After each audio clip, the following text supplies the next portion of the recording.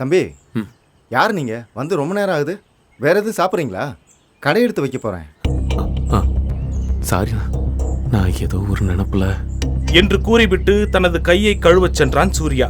அவனது சோர்ந்த முகத்தையும் அழுக்கான சட்டையையும் பார்த்து கடைக்காரர் இரக்கம் கொண்டார். தம்பி, ஊட்டியில் நீங்க எங்க போனோம்? சொந்தக்காரங்க, தெரிஞ்சவங்க, ஃப்ரெண்ட்ஸ் யாராவது இருக்காங்களா? அப்படி யாரும் இல்லை. அப்புறம் எதுக்கு தம்பி இங்க வந்தீங்க? அது ஏதோ ஒரு யோசனையில் அப்படியே பஸ் ஏறி வந்துட்டேன். எங்கே போகிறது என்ன பண்ணுறதுனே தெரியல. எனக்குன்னு இருந்த ஒரே ஒரு சொந்தம் என் அம்மா மட்டும்தான். அவங்களும் கொஞ்ச நாள் முன்னாடி இறந்து போயிட்டாங்க. என்ன பண்ணுறதுன்னு தெரியலை. அப்படியே இங்கே ஏதாச்சும் ஒரு வேலையை பார்த்துட்டு இருந்துருவேன். என்னப்பா சொல்ற?